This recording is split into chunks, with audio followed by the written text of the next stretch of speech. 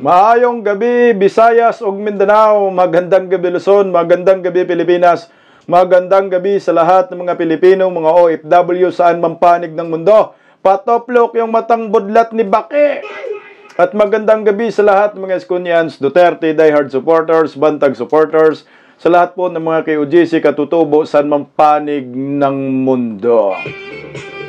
At maraming salamat po sa patuloy na pagsuporta sa Berada Agila tuwing alas 2 hanggang alas 3 ng hapon, Lunes hanggang Biyernes. Mabuhay po kayo at pasubscribe po ninyo. At maraming salamat sa walang sawang pagsuporta sa Bisdak Pilipinas. Thank you so much po sa inyong panunood po sa ating channel. At siyempre, nais ko po munang pasalamatan yung mga wala nagpapakulay. Thank you so much sa inyo. Mga super thanks, mabuhay po kayo. Palike po muna guys. Maraming salamat po sa inyo. Rina Takami 527, thank you so much po sa inyo. Sunshine Pereira, maraming salamat din po sa inyo. Mabuhay po kayo. Ayan. Grabe, mainit ang pag-uusapan po natin ngayon sa Bisdak Pilipinas. Utang ng Pinas. Grabe, oh. At pag-usapan din po natin yung sagot ni Atty. Vic Rodriguez doon sa Uplok na nagsampa po ng disbarment case laban po sa kanya kagahapon at sinagot po yan ni Atty. Vic Rodriguez. Ayan, o. Balay ko guys, ano bang hinihintay natin mga kababayan ko?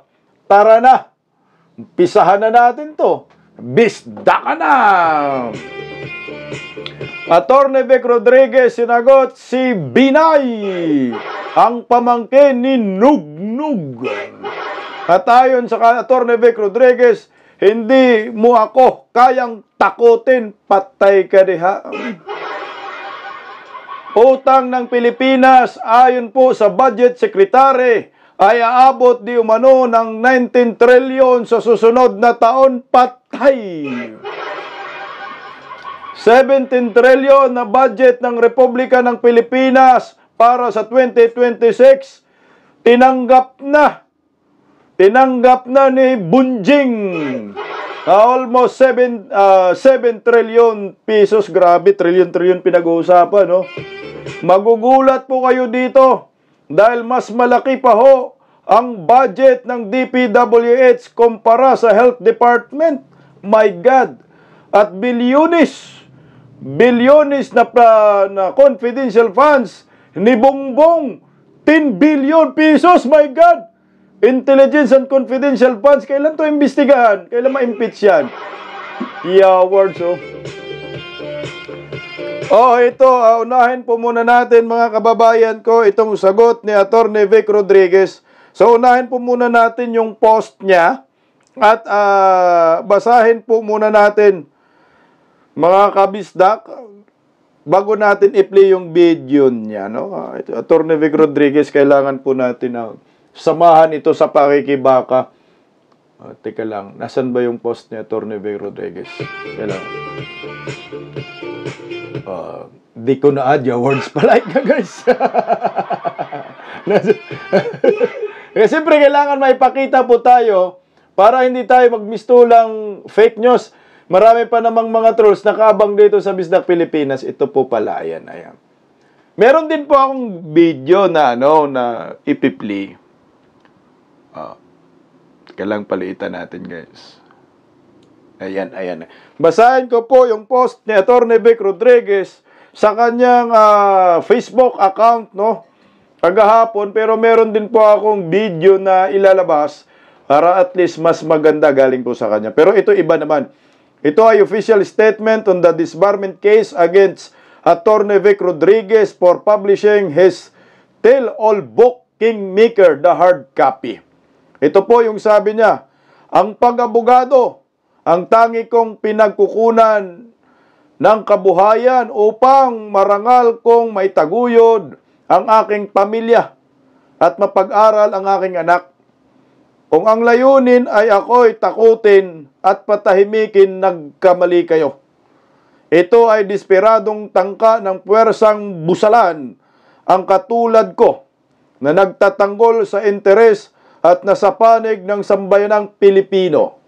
Bilang kritiko at pumupuna sa talamak na korupsyon, labis na anomalya, political persecution, pag-aabuso sa paghulma at paglustay sa ating national budget, lalo na ang flood control funds sa ilalim ng Marcos administration. Higit lang nilang pinag-alab ang aking puso at paninindigan para sa bansa at pagmamahal sa mga ordinaryong Pilipino. Asahan ninyo na higit pang titingkad ang aking pagsisilbi bilang gabay, mata, tainga at tinig ng mamamayang Pilipino sa loob at labas ng ating bansa. Kung ito ay halaga ng paglalahad ng katotohanan at kapalit ng pagtatanggol sa interes ng Pilipino, maisog kong harapin ang disbarment case na ito. Mabuhay ang Pilipinas! Mabuhay ang Pilipino! Ayan o. Yan po yung official na statement ni Atty. Vic Rodriguez, mga kabisdak. Tapang talaga ni Atty. Vic. Hindi kayang takutin ito, lalo na yung mananakot hindi tuli. Pagtatawanan lang po kayo ni Atty. Vic Rodriguez. Isa po ito sa pinakamagaling na abogado na sa bagong henerasyon. Nakasalamuha ko na rin po itong si Atty. Vic Rodriguez. Mabait naman ho siya. At may prinsipyo lang talaga. At meron siyang ipinaglalaban. O ito po, pakinggan po natin si Atty. Vic Rodriguez dito. Kami ho ang nagkakamusta sa akin. Okay po tayo at alam ko pong nalalaman din ninyo na mayroong isang restless bar aspirant, yung nangangarap po na maging abogado, ay nagsampa ng disbarment case laban sa akin. At ang kanya pong naging basihan ay siyempre ang laman daw po ng ating libro. Nakabalot po ito po yung personal copy ko. Ito po yung nabasa ko. Yung Victor D. Rodriguez, ang aking buong pangalan, Kingmaker, the hard copy, na isinulat ng aking kaibigan si Jerry Lirio. Respetado, veteranong mamamahayag, napakagaling sumulat, Jerry Lirio. Ito po ay mabibili sa lahat ng fully booked branches nationwide. Sa Amazon, puntahan lang po ninyo yung kanilang link or website. Pwede rin po kayong bumili roon. At sa website po ng Kingmaker, the hard copy, nandyan po yan. Pwede po kayong mag-order. At ito nga ho, tayo ay Teka lang muna, teka lang. Parang dip-dip na rin tayo, ang Emma. Bago natin at pagpatuloy, baka makalimutan ko kasi kumintuhan eh. Alam niyo, no, itong ginawa ng pamangkin ni Nugnog, no, na nagpakilalang, sino yun? Jason Suarez, no? Binay Suarez. Tama ba? Jason Binay Suarez? Teka lang, check natin, double check natin, baga fake news tayo. Palike, hoy. Ito nga, Jason Binay Suarez. Alam niyo ba, lalong pinapasikat niya dito ang libro ni Atty. Vic Rodriguez. Ito, Kingmaker, the hard copy. Pinapasikat niya ho ito. At lalong dadami po ang demand ng librong ito. Kasi magka-interest man ang mga tao dito. Di ba ho? Uy, sinampahan ng disbarment case si Atty. Vic Rodriguez. Dahil dito sa librong ito. Hindi maka-generate tuloy ng profit income yung naturang libro. Pagkakataon mo to, Atty. Vic Rodriguez. Para sa akin, kasi magkaroon man ng curiosity ang mga tao kung ano nga ba ang laman nito. At magkakaroon po sila ng parang gusto nilang malaman ano ba ang mga nilalaman ng librong ito. Ano? O yan, introduction. O. At magbabasa ho sila dito. Anong babasahin nila kung wala silang ganito? Aba, siyempre tama yung sinasabi ni Atty. Vic Rodriguez. Bumili po kayo sa mga website na sa Amazon daw eh. 'Di ba? At magugulat ka. baka yung demand ng naturang libro ay hindi mo ini-expect na dadami. Para sa akin mukhang napaganda pa at napopromote pa yung naturang libro na ginagawa ni Atty. Vic Rodriguez. Maraming bibili dyan. Lalo na mga abogado, no?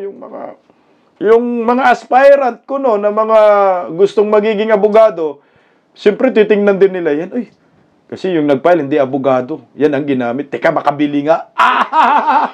Ang galing! That's part of marketing, tuloy.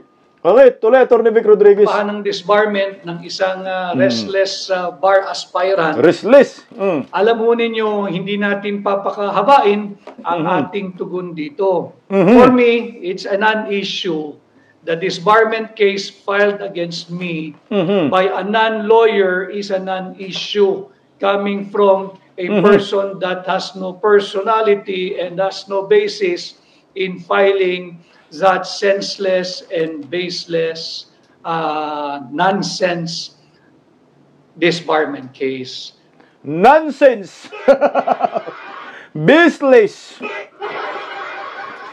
Puta, ang sakit, no? No basis. Kasi nga nagpapile lang naman yung taong iyon eh. Hindi man na nga natin kilala ho, yun eh. Ang kilala natin si Atty. Vic Rodriguez.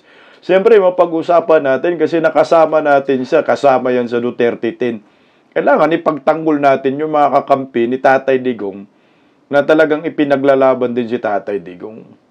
Business, masakit yun eh. No? Nonsense. Ayan. Pero ang lakas din naman ng loob, no, na magsampa ng disbarment case itong nagpakilalang pamangkin ni G. Jomar Binay, no? Ang dapat nga po magreklamo dyan, itong tinamaan dito sa ginawang libro ni Atty. Vic Rodriguez. Pero magugulat ka, ibang personalidad yung nagrereklamo. At balita natin, kaibigan daw yan ni Baki eh. At ni Bungbong. Yang batang yan. Tuloy po, Atty. Vic Rodriguez. So, hayaan natin, pag natanggap ko na, unahin ko lamang po, maraming salamat sa lahat po kahapon pa na nagpahatid ng kanilang concern, suporta, pagmamahal, unwavering support, commitment sa akin po. At wag ko kayo maglala, I'm all right. Hindi lang ho ako agad nakatugon dahil ako po nasa labas maghapon kahapon at medyo late na po akong nakauwi. Kanya sinikap ko po na makapag-live ngayon to assure everyone, yung mga nagmamahal po sa atin, pati na yung mga trolls, at yung bashers na okay po tayo, inaatake yung ating legitimate and decent means of livelihood. Yan pong pag-aabogado. Kung nabasa po ninyo yung aking naging pahayag sa aking official Facebook page, tanging pag-aabogado ho ang pinagkukuhaan ko ng kabuhayan upang maitaguyod ng marangal ang aking pamilya at mapadala sa eskwela at mapagtapos ang aking mga batang anak. Ito po ay inaatake ng isang, hindi ko siya kilala yung nag-complain. Never pong nag-cross ang aming landas. Hindi ko po siya kilala. Hindi ko po siya nakasalamuha. At wala po siyang personalidad na mag-file ng kaso. Subalit nariyan na yan, antayin ko na lang po na matanggap yung notice at sasagot po tayo. Okay, no? Hindi kilala. Tayo po, hindi rin po natin kilala yung taong iyan. Bigla-bigla na lang nagpa-picture doon sa Supreme Court at sinabi niya, ako ay nagsampa ng disbarment case labang kay Atty. Vic Rodriguez. At nabalita na rin po ito sa mainstream media kanina, kagabi. At kumakalat na rin. Hintayin ni Atty. Vic Rodriguez ang naturang complaint. Pero guys, nagdududa talaga ako dito, no? Ang kalaban talaga ng mga Duterte mapaglaro. Ako, ikukunik ko po ito sa pagka-Duterte supporters ni Atty. Vic Rodriguez at yung ipinaglalaban niya patungkol sa GAA. Wala nang iba akong naisip dito. Baka, ang ginawa ho ng mga kalaban ni Atty. Vic Rodriguez ay maghanap tayo ng isang personalidad na hindi masyadong kilala, na hindi maikunik sa atin, no? Kasi kung medyo matataas na kilala na personalidad, na alam natin konektado sa mga Marcos, what for example, si Gadon, edi matik talaga. Ang mga tao, masasabi ho nila, ito ay politically motivated. Political motivated pa rin ho ito.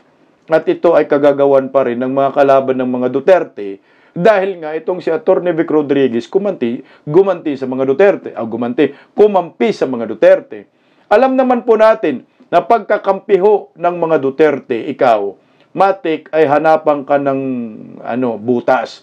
Kasuhan ka, i-trial by publicity ka, kung ano-ano na lang yung panggigipit ang iniisip ng gobyernong ito, lalo na si Atty. Vic Rodriguez, bigatin ang mga paratang, ang mga akusasyon niya, mga isiniwalat niya patungkol sa GAA. Kasi sila po yung nag-umpisa dyan eh. Naalala ko si Tatay Digong, bago po nila kinidnap si former President Duterte, papunta sa Netherlands, di ba ho? Itong dinaan sa podcast ni Mayor Baste, di ba si Imbaste, kasama si Atty. Vic Rodriguez, kasama si Kung Ungab, kasama si Tatay Digong, siniwala to nila ho ito. Itong GAA, BICAM na puro blanco, kasama yan si Atty. Vic Rodriguez, petitioner yan eh. Na hanggang ngayon, iwan ko kung natuloy pa ba yung doon, yung pagdinig. Mukhang hindi na rin nabalita eh. Yung patungkol sa BICAM at GAA, siguro yan ang isa sa pinaka-tinamaan si Atty. Vic Rodriguez. Lalo na rin ngayon, yung mga flood controls. Di ba? Malaking issue na naman yan kasi budget na naman ng bayan yan eh. Maraming mga kongresista na sangkot. Hindi ba nga lang pinangalanan ng mga buhaya, no? Unfair nga po eh. Isipin mo, iimbestigahan nila mga sarili nila. Dapat yung mag-imbestiga dito si Atty. Vic Rodriguez eh. Tayo dapat ang mag-imbestiga para lahat sila ipakulong natin. Ang tanong, mga kabisdak, takot ba si Atty. Vic Rodriguez dito sa taong ito? Siyempre pag ikaw, no, ito, sabi nga niya, ito lang yung pinagkakitaan ko, wala nang iba. Dito ako kumukuha ng source of income, mapag-aral yung anak ko, mapakain ng pamilya ko eh. Siyempre, kailangan ko ipaglaban ito dahil profession ko ito at sasagot ako, tama lang. Pero kawalang hiyaan naman itong ginagawa ng taong ito na wala naman silang personal na knowledge about Atty. Vic Rodriguez. Hindi kilala si Atty. Vic Rodriguez. Sino ba siya? Na-encounter man lang sana niya si Atty. Vic Rodriguez or nandyan man lang siya sa libro na yan na tinamaan siya. Baka meron kang dyan, Atty. Vic Rodriguez na contractor din yung batang yan. Ano? Ba, nugnog man yan? Wala, Atty. Vic Rodriguez, natatakot ba si Atty. Vic? Ito, pakinggan po natin. Sapagkat lisensya po natin, ang kanilang inaatake, natin. Ito ay kanilang pamamaraan upang ako ay takutin. Kaya din po ng akin naging pahayag, nagkakamali ka, iho. Patay ka, iho. Hindi mo kilala ang aking pagkatao. Hindi mo ako kayang lansihin. Hindi mo ako kayang linlangin. Hindi mo ako kayang takutin. Hindi ikaw ang tatakot sa akin at hindi ikaw ang bubusal sa akin bilang tunay na nagpapahayag ng mga problemang panlipunan na dapat malaman ng ating mga kababayan. Patuloy po ako, kagaya ng aking commitment sa inyo. Patuloy po ako magsisilbing boses, mata, tinig at tainga ninyo, mamamayang Pilipino, kahit po tayo ay isang pribadong mamamayan bilang abogado, bilang tinig maisog. Narinig mo yan, Jason? Hindi ikaw ang tatakot sa akin. Hindi ako matatakot sa iyo. Alam niyo ho, itong si Atty. Vic Rodriguez, talagang matapang to para sa akin. Isipin mo yung maisog. Siya yung tumatayo dyan.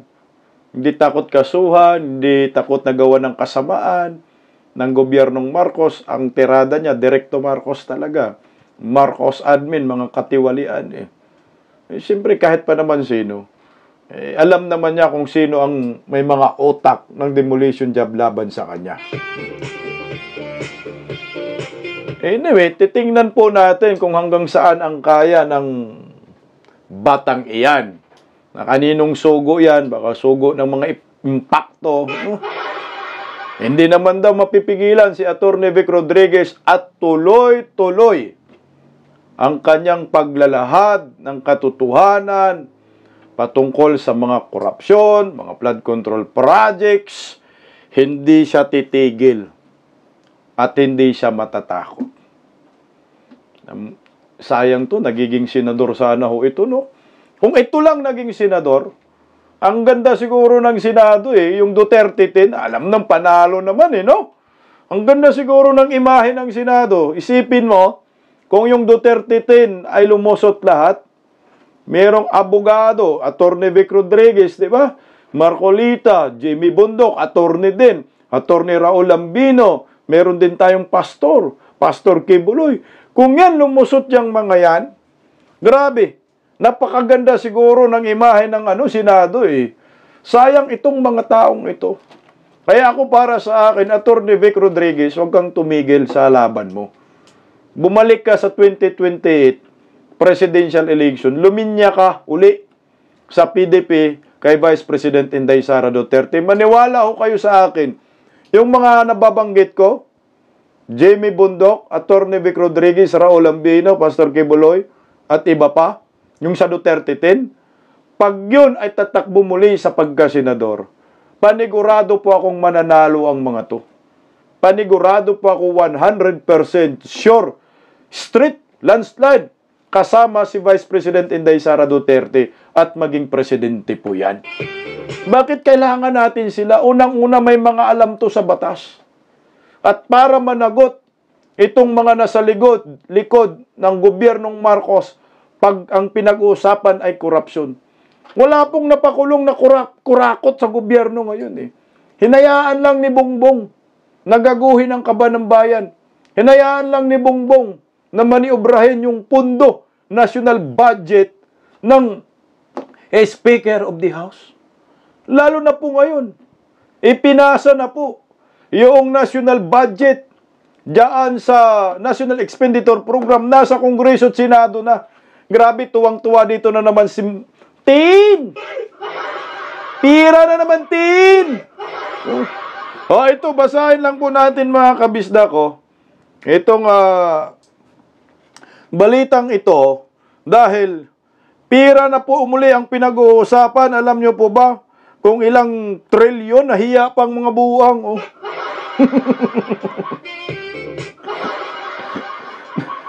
Nahiya pang mga buwang, hindi pa sinagad. Ay, teka lang ito. Basahin lang natin, Nahiya pa si Bongbong. Isumbong mo kay Bongbong ng bunggang bung. Ay, nahiya pa. Pag may kurakot daw, isumbong daw natin sa mga kurakot. Ang hirap ng May nalalaman kang kurakot, tapos isusumbong man, sumbungan mo, kurakot din. Ay, ipakulong mo sarili mo dyan. Ito, 6.793 trillion ang 2026 National Expenditure Program inilatag ng Department of Budget and Management kay BBM. Grabe, nahiya ka pa, hindi 0.79 pa talaga? Meron ba lang 6.793 trillion? Di ba ninyo sinarado ng 7 trillion? Nahiya pa kayo? May point pa kayong nalalaman. 7 trillion din yan Prenisinta dip na rin tayo. Prenisinta ng the Department of Budget and Management kay Pangulong Ferdinand Marcos Jr. ang National Expenditure Program para sa fiscal year 2026. Official nang tino-turn over ni Department of Budget Secretary Amina Pangandaman kay Pangulong Bongbong Marcos ang NIP na mas kilalang bilang President Budget ng isang seremonya ginanap sa Malacanang Palace nitong Martes, Agosto 12.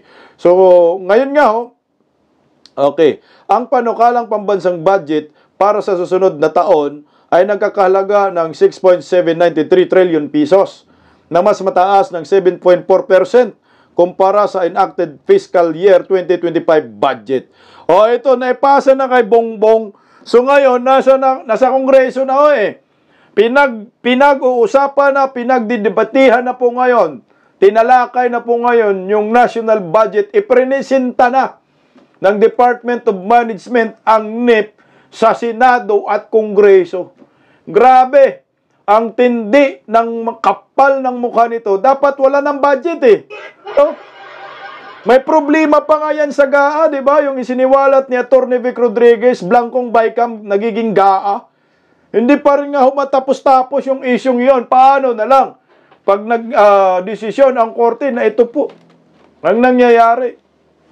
Talagang mayroong kabulastugan. Sinong ipakulong natin? Pakulong natin si NGUM.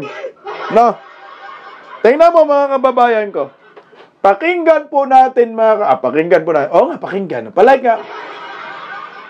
Itong katakot-takot na budget na umaabot po ng almost 7 trillion pesos, na ito po ay magbaon sa ating mga Pilipino. Grabe to, guys.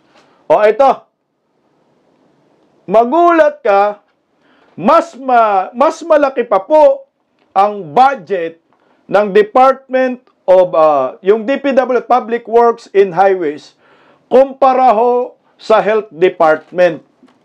Kahit na mayroong issue sa flood control projects, kahit na may issue sa korupsyon ay siniwalat, drama-drama lang talaga ni Bongbong yan, ay hito, busog na busog pa rin sa budget itong Department of Public Works and Highways, DPWH.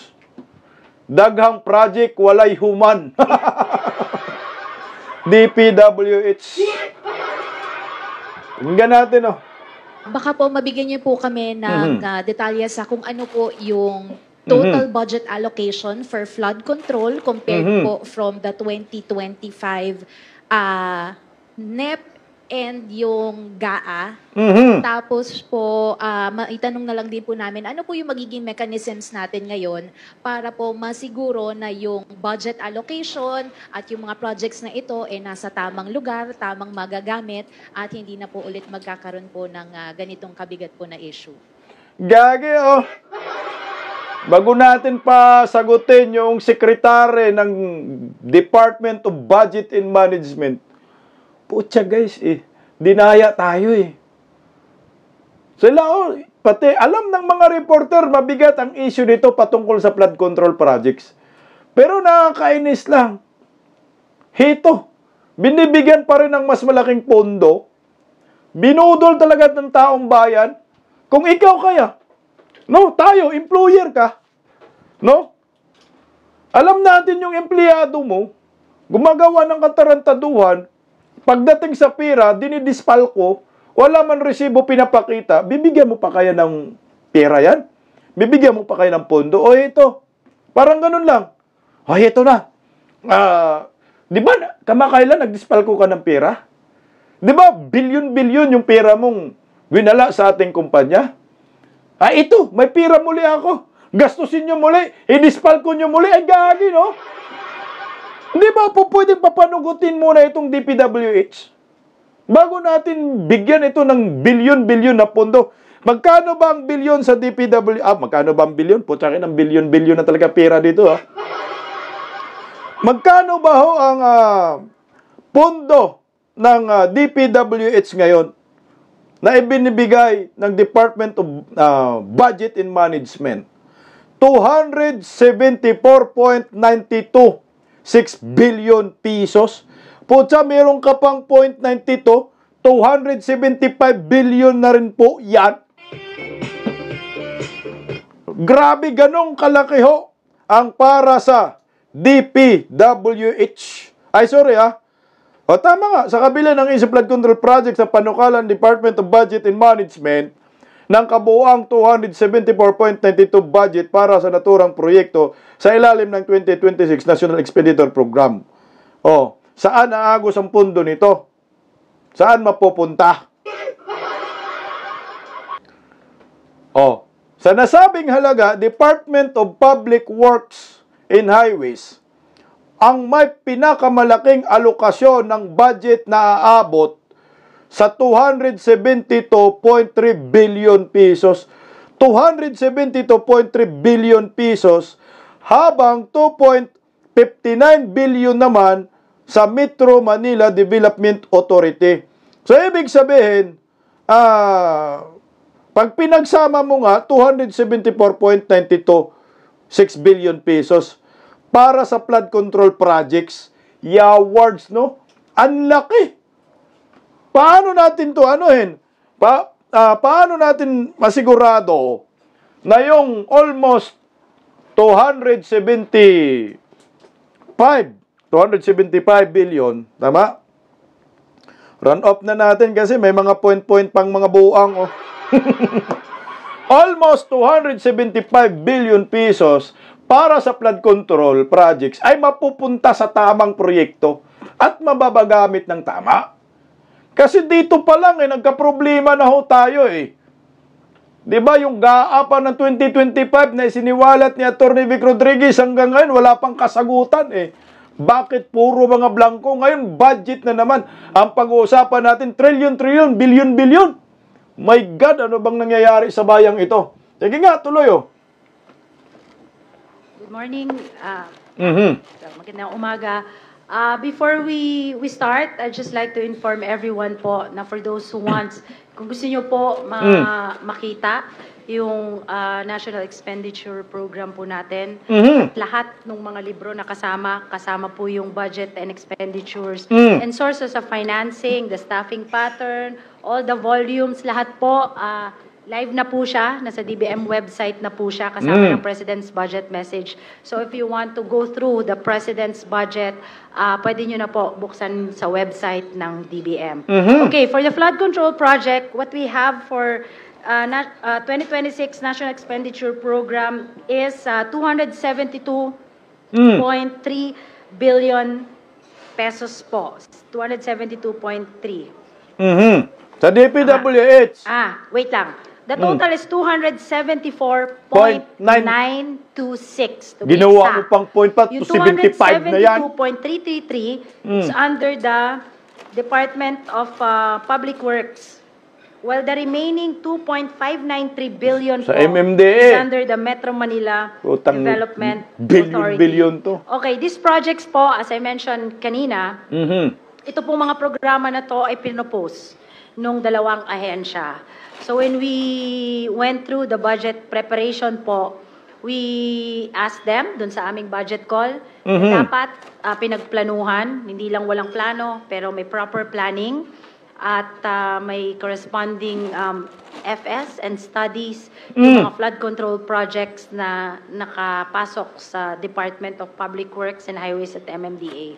So expect them to fully complete and tama po yung mga lugar na pinaglagyan nila ng flood control projects. Hindi ako naniniwala dyan. Kailangan daw may feasibility study at tama ang lugar na paglagyan ng flood control projects. Mga sinungaling kayo eh. 3 taon na sa termino kayo. Puro kalukuhan lang pinanggagawa ninyong flood control, puro multo. Ghost projects, mga guni-guni lang, sabi ng amo nyong si Bunggang Bungbong. Tandaan nyo po, trilyonis po ito, 275 trilyonis. Ang pondo, trilyonis, animal, kabulol-bulol na ako sa laki ng halaga eh. 275 billion pesos po. Nahiya sila no, sa 450 billion nakaraan. Ginawa nilang 275 billion pesos na ngayon. Putya, paano yan? Paano namin masigurado, taong bayan, na yung pirang ganyang kalaking halaga ay mapupunta sa tamang proyekto at may proyekto talaga kaming makikita? At sino lang po makikinabang itong mga buhayang ito? Wala na, magagawan sila sa bilyonis na yan eh. Wala, bakit puro ka flood control projects? Eh, wala ang nagagawa sa flood control. Anong feasibility study? Nagsasayang lang tayo ng pira dito. Tinarantado lang ho ninyo ang taong bayan. Dapat wala munang flood control eh. Ayusin muna yung mga nakaraang taon. In 3 years ni Bongbong Marcos, nasan yung flood controls? Linisin muna yun bago tayo maglatag muli ng bilyon-bilyon. Kasi kahit sabihin mo, ay, pag walang pondo, paano yun babaha? Kahit may pondo, bumabaha pa rin eh. O diba? Bilyonis na nga ang pondo, bahang-baha pa rin. Kaya nonsense na magbigay ka ng pondo para sa flood control projects dyan sa DPWH kung lagi pa rin tayong lubog sa baha ang buong Pilipinas, lalo na Metro Manila. Ginigisa ninyo sa sariling mantika ang mga taxpayer ho dito. Mantakin mo, bilyones hinahanap natin eh, hindi pa rin mapakita-kita. At umamin po sila talagang tablado, walang flood control. Tapos ito tayo ngayon, malaman ho natin, napakalaking budget ng flood control projects, 275 billion pesos. Galit na nga ho kayo sa kay Vice President Inday Sara Duterte. 125 million na confidential funds laban dito sa bilyones na flood control projects na hindi mahagilap. Sino bang impeach natin dito? Impeach natin si Bongbong. Hinayaan nyo po ito 3 taon. My God. Nakakainis lang kung iisipin. Maybe when they go here in the House of Representatives for their budget deliberation, they can explain further kung saan nakakalat yung mga projects na yan. Nako! Nandiyan na naman sa House of Representatives. Budget deliberation, magtatalo naman sila. Akin to, amin to. Magsuntukan pang iba dyan. Mag-aaway pa. Bulyawan pa. Yung pala, ang ending, kukurakotin lang nila. Walang proyekto eh. So in terms of the details of the NEP, I will defer to Secretary Pangandaman and the DBM family for that. But on the part of the House, when we do our assessments in general, kapalit kay the President Kimbo. was very clear when he presented a few days ago which areas were most flood prone in the country. The President listed all the provinces, and my province, Nueva Ecija, was part of that list. And we will make sure that the flood control projects will be focused mostly on those areas. Kasi yun na-identify as the most flood-prone. We will also coordinate with the respective RDCs and the respective regions, because there should be like an overall flood mitigation plan for the different areas. So those are the things that we're going to look at in terms of the need. So yun essentially, that's the mechanism that we will employ on the part of the House to make sure that the flood control programs and projects that will be there in the GAB and then later on the GAA will really be in those areas where they are most needed. So, Putsa, kasama ka dyan sa budget committee. Ngayon, sarili mong probinsya, inuuna mo ang Pilipinas. Okay, we put on the record 274. Almost 275 na ho ito, guys. Nahiya yung mga timang. Yan. 275 billion pesos ang flood control projects para sa taong 2026. Na ngayon, malaki pong controversial po ito. Wala pa ring nanagot, wala pa ring naparusahan, at duda po ako kung may maparusahan ho dito patungkol sa flood control projects. Dahil ang isa sa mga nakikita ko po dito, ang ending pa rin dito ay Duterte. Sisihin pa rin nila ang Duterte. Nagubak sila ng 2018 hanggang 20 kasalukuyan. Tika, sino ba dapat ang managot? Di ba dapat present admin? Bakit yung previous admin, yung inyong puntarya ho ngayon? Kalukuhan po itong flood control projects. Bilyones. Ganong kalaki. Almost 300 billion na rin po ito. Ganong kalaki ho ang pira dyan para sa flood control na hanggang ngayon, sa loob ng 3 taon ng Bongbong Marcos na ito, ay lubog pa rin ang buong Pilipinas sa baha. Ambon-ambon lang, baha na. Lalo na dyan sa Metro Maynila, ambon lang ang baha naman dyan eh. Di dapat na gano'n na lang tayo, nagbigay na lang po tayo ng pundo dyan sa mga hihigop ng baha. Di ba sabi ni Bongbong, naipunin ang tubig baha at ibibigay sa panahon ng tagtuyot sa mga magsasaka na walang tubig. Sa mga lugar na walang tubig. Yun na lang siguro yung proyekto natin. Mga malalaking tangke.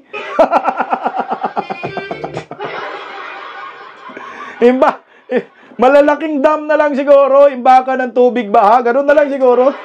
Huwag na yung flood control kasi talagang may pira yan. Pero may flood. May flood pa rin.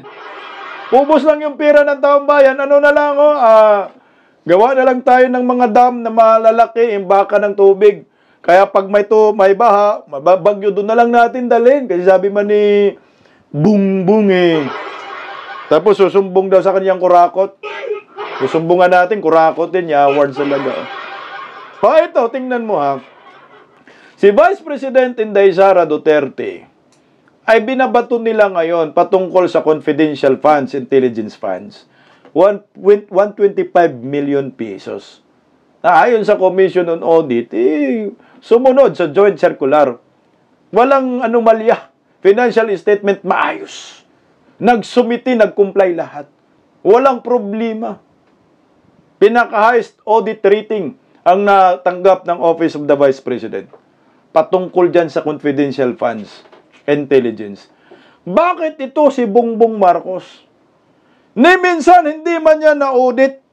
Tingnan mo ha. Nahiya pa. Nahiya pa Nahiya pa ang Palakanyang. Ang sabi dito Opisina ni President Bongbong Marcos Jr. ang may pinakamataas na confidential and intel funds sa ilalim ng 2026 National Expenditure Program. The press briefing Department of Budget and Management ngayong Martes kanina isinapubliko ni Budget Secretary Amina Pangandaman na ang kanilang kabuuang panukalang budget para sa confidential and intelligence funds ay aabot sa 10.77 billion pesos. Nahiya pa, hindi pa ginawang 11 billion. 10.77 billion pesos. My God, I hate drugs. Bumaba ng 1.35 billion mula sa General Appropriation Act. Binabaan ng 1.35 billion nakaraan taon. Ang ngayong taong 2025. Sa lagang iyan, 4.5 billion pesos ang panukalang mapunta sa Office of the President, habang 1.9 billion naman ang para sa Department of National Defense. Grabe naman yun. 10.77 confidential and intelligence funds. Kaya nyo pa ba? Sagad na. Magbasa na lang tayo ng comics. Sagad. Sagad na ang taong bayan dito. Sa bilyones. Ni minsan walang resibo tong mga to. Bakit ayaw natin itanong din dito? Nasaan yung resibo nyo? Si Inday Sara, hinanapan nyo ng resibo. Nandyan may resibo. O kayo, nasaan ngayon? Ito. Pakinggan po muna natin itong sinabi ng naturang sekretaryo. For the confidential and intel funds, for 2026 National Expenditure Program. Ma'am, bakit ka, ma'am? Kasi ang laki. Tingnan niyo mga bubonistang, tanganistang, loyalista ni Ngagba. Hinahanap nyo si Inday Sara, 125 million. Ito, 4.5 billion, total of 10.77 billion pesos confidential intelligence funds. Ano na? Napalunok My God, Baka nalulula sa laki, no? Baka parang hindi ito. Ba't ang laki nito? Tuloy, Ang total po ng Confi and Intel is 10.77 billion pesos. Mantakin Ang mo. breakdown po nito is confidential is 4.368 billion. At ang Intel po ay 6.398 billion Grabe. pesos. 4 billion yung confidential, ha? 4.5, tama? Grabe Ito na po to. ay bumaba from the GAA ng Bumaba. 1.35 billion pesos or 11.18%. Breakdown. Pati siya dyan, nautal-utal, nalulula yata. Daming pera. Utang na naman ang Pinas nito. Uutang na naman yung ina nila nito, no? Wala na, mabaon tayo sa utang dito. Sige nga, tuloy, oh. Hindi ko Ito po, hindi ko po mabasa. Hindi niya mabasa kasi sobrang laki ng pondo. Okay na, madam. Hindi na po niya kayang basahin. Sa sobrang laki ng pondo. Lulang-lula. 4.5 billion confidential funds. 6 billion Intel funds. My God. Hindi ka malulula dyan? Talagang hindi mo kayang basahin, ba't ang laki, nalulula ka? Samantalang mga Pilipino gutom na gutom. Wala mang resibo yan. Confidential funds. Oh, ba't si Bongbong Marcos hindi natin pa-impeach? Hindi natin hanapan ng resibo. Malamang yung mga resibo yan, galing ng rekto yan. Oo, billion-billion, hindi natin hanapan. Samantala, 125 million ginawa natin ng issue. Gusto pa natin ng impeach. Grabing kukuti ng mga Pilipino, no? Bastos na tayo masyado dito. Sige nga, tuloy, oh. Hirap na si Madam magbasa. Ano ma'am? Okay. Sa total na lang, Miss Tina, and then I can...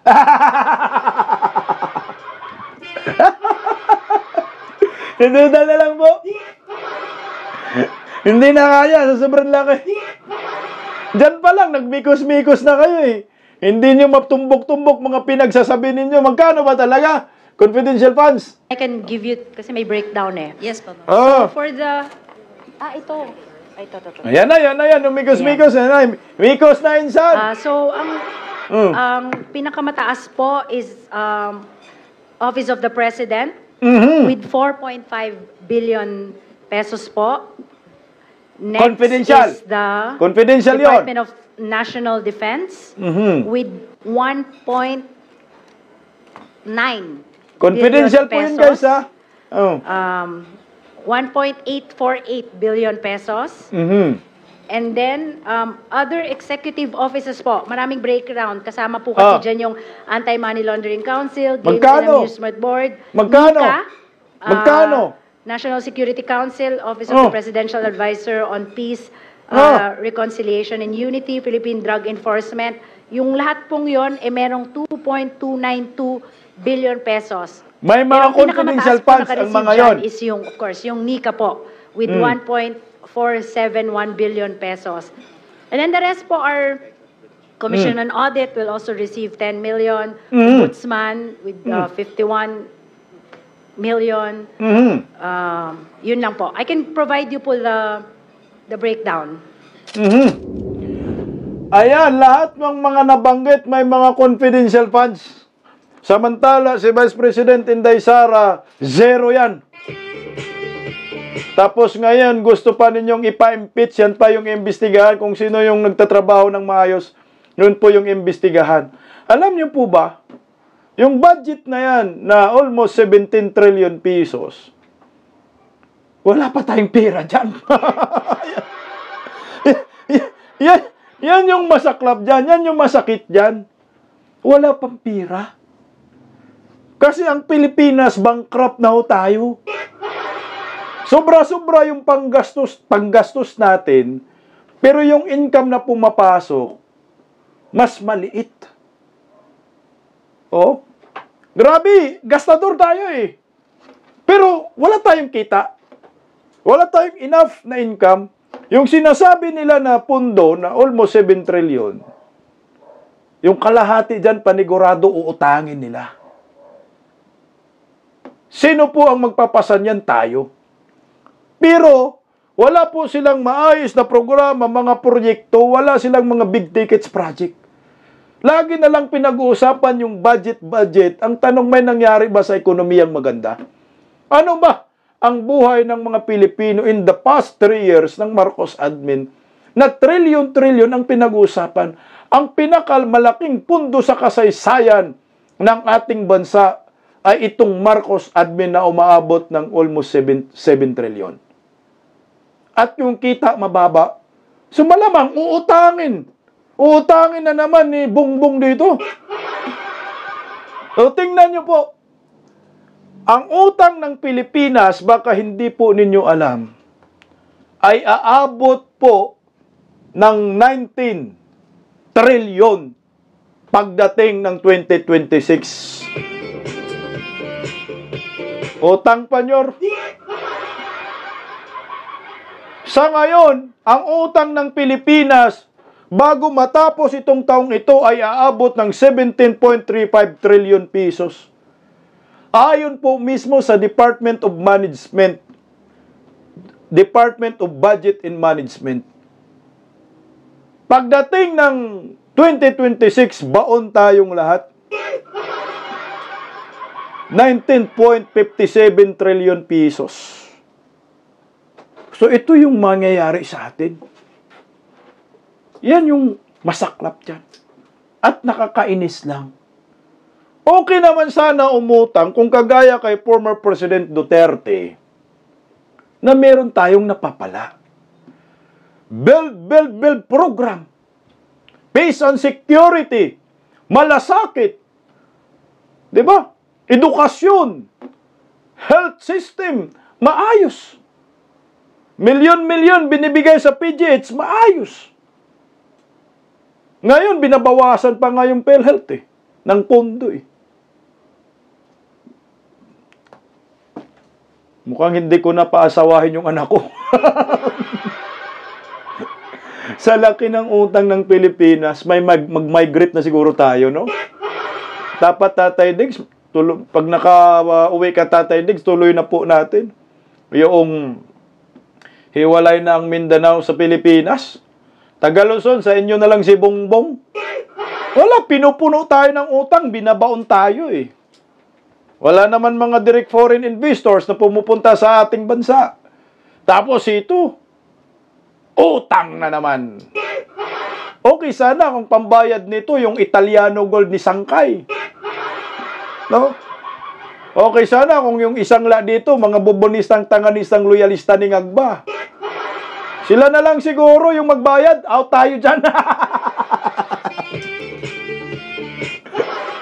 At kami dyan. Utang naman ni Bongbong yan. Pambayad sa trolls. Ang laki naman yung utangin ninyo sa 2026. Aabot ng 19 trillion. Mantakin mo ha. Si Bongbong, si Tatay Digong, yung utang ni Tatay Digong nasa 5 trillion lang. Natapos ng kanyang termino. May pandemya pa yun. Pero ito si Bongbong, from 12 trillion, nagiging 17 trillion na ang utang at magiging 19 trillion sa 2026. Ibig sabihin ito, 12, na makaka 7 trillion si Bongbong pagdating ng 2026 sa kanyang utang sa sariling administrasyon niya, walang pandemya. Hindi pa to patapos ang termino, meron na siyang utang na 7 trillion pagdating ng 2026. Putya guys, kawawa tayong mga Pilipino. Kaya nandito naghihimutok po ng botse itong si Ma'am Rowena Guanzon, tiba-tiba itong si Tambi dito. Pakinggan po natin si Ma'am Rowena Guanzon muna. Good morning po. Attorney na naman ang Mama Bing. Kumusta po kayo dyan? Lalo na yung mga OFW natin Mhm. malayo sa pamilya. Talaga hong yung iba ay hindi maka-appreciate ng contribution nyo sa bansa natin. Mhm. Pero kung wala ang kinikita nyo na pinapadala dito sa pamilya nyo, Mm. eh lubog na ang Pilipinas, lalo na sa utang. Trillion, 13 trillion. Dinadagdagan pa ni BBM kasi may 3 taon pa siya Mhm. na mangutang. Tapos Grabe. hindi natin alam saan nilalagay ang mga pinag-uutang. Ito yung Hindi nyo masaklap. nafe-feel siguro yan, yung iba kasi mayaman sila. Mhm. Kaya Yung mga OFW, nafe-feel na yan. middle, upper class Mm. sila. Pero pag mahal po ang bilihin, mahal ang gasolina, mahal ang tuition, mararamdaman po nila yan. Mhm. Mararamdaman po nating lahat yan. Dahil ngayon ay halos kalahati na ng Pilipino ay nakakaranas ng gutom ayon sa latest na survey. Mhm. Pero tayong mga Pinoy naman, talagang Kawawa. siguro talagang ano na natin yon, nasa kultura na natin yan, yung mapagtiis. Oh, matiisin. Kaya Mapagpasensya. diktadurang Marcos, ang tagal-tagal din natin nabuwag kasi 20 years. masyado naman kasi yung repression. Wala talagang puwang ang kahit anong democratic na movement doon. Noong Mhm. panahon ng martial law. Pero ngayon, Eh, social media. pahinga po ninyo. Itong inflation natin, mahal na bilihin, mahal na edukasyon, taxes. I-compare na lang po ninyo sa ibang bansa sa Asia para malaman ninyo na talaga ang bansa natin ay tilay Bagsak na. pinipiga talaga tayo. Pinipiga tayo. Ang VAT na 12% ay siyang pinakamataas sa buong Asya. Tayo. Mm. Pero Gagawa ni Recto. itingnan din natin yung mga kautangan ng iba. Napakataas ho ang utang ng Pilipinas. Tayo yung pala utang. tayo pala utang. Para mo sa kanyang income. Mhm. Deficit niya. Lugi. Kaya tax mo ng tax ang gobyerno. Tax lang sila ng tax para hindi na sila naawa sa atin. Walang awa Yan po talaga. talaga ang gusto kong imungkahi eh. Sana may senador na mag-push nito. Bawasan na po ang tax.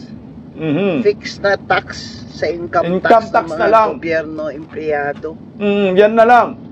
Below a certain salary grade o kaya income. Kasi sa ngayon po, ay 32% po yan ang income ninyo. Eh, masakit po yun. 32%. Sakit po yun. Kamahalan na po ng gamot ngayon at pang-ospital Mhm. at education.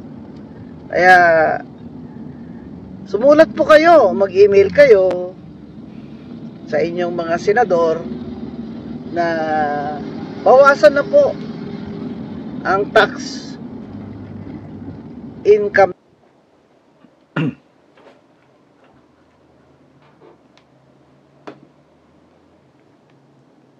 Tuloy lang natin. tax ng government employees. At sana, imbestigahan din nila Mhm. itong ating GSIS chair at directors Mhm. sa kanilang luging 1 billion na investment sa online gambling. Patay. Abay, GSIS, nahawa na mga pera ito. ng gobyerno yan. Nahawa na ito sa katakawan sa pera. Wala na, hawa-hawa Habang na nandyan talaga. tayo, tingnan din natin, silipin natin, magkano ba ang bonus ng mga ito sa sarili nila? Ha? Para mapasoli natin sa COA. Yan po ang malungkot po mga kababayan ko. Pati GSIS pala nalugi sa sugal. Awards na talaga naman tong gobyernong ito. Oh. Ano ngayon ang gagawin ng maraming Pilipino? Hahayaan lang natin utang ng utang. Itong gobyernong Marcos tapos hindi natin nahanapin saan napupunta yung pinangungutang nila. May proyekto ba? May build ba? Iba yata yung build nila na nasa isip eh. Build ng utang ng Pinas. Tuwang-tuwa na naman dito si Tambaloslos. Good luck na rin po sa ating mga Pilipino. Mag-iingat po tayo lagi. Titingnan po natin kung hanggang saan ang pagtitiis ng mga Pilipino. Kakayanin pa kaya natin sa 2028? Eh kung yung utang ng Pilipinas pagdating sa 2026 ay aabot ng 19 trilyon. So pagdating ng 2028, malamang nasa 30 trilyon na yan, 25 trilyon. Tapos walang income. Tama yung sinasabi ni Ma'am Rowena Guanzon, ang resulta dito, bankruptcy. Bagsak ang Pilipinas under Marcos admin. Good luck na rin po sa inyo, Atty. Vic Rodriguez. Tayo mga Pilipino, magmanman, magmasid, magingay, at makialam sa isyu ng lipunan. Mabuhay po tayo. Bago po tayo magwakas, panoorin at pakinggan po natin ang magandang awitin para po sa atin ni Sir Hardy Galigtan para sa Bisdak Pilipinas. So, see you po muli bukas, Bisdak Pilipinas. God first. Magandang gabi po sa ating lahat. Paggising sa umaga, tanghali at gabi, nakikita ko ang post niya, ang hapdi. Paano nga ba to? Di ako makatanggi. Watch ko na lang at isipin ng mabuti. Bisdak Pilipinas. Bisdak, tinig ng katotohanan. Sa bawat vlog may laban sa kasinungalingan. Mulat ang mata, gising ang masa. Bisdak Pilipinas, para sa bayan, gumigising sa diwa. Sa likod ng kamera, tapang ang dala, walang sinasanto kung mali ang gawa. Hinay-hinay, pero palaban. Boses ng tao sa digital na labanan. Bisdak, tinig ng katotohanan.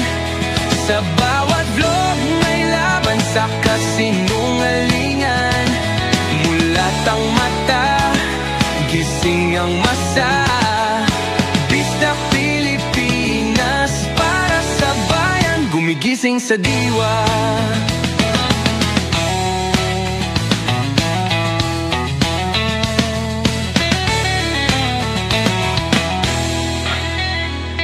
Hindi artista, hindi politiko, pero ang katotohanan, sigaw niya ay buo. Sa YouTube o Facebook man siya makita, may aral ka pa rin, may uwi sa bawat salita. Bisdak, gising sa katotohanan. Di lang kwento, kundi panawagan. Sa bawat Pilipinong naghahanap ng liwanag. Bisdak Pilipinas, kasama sa pagbangon ng bayan. Bisdak Pilipinas, boses ng masa. Gising ang diwa. Sa vlog mo may pag-asa.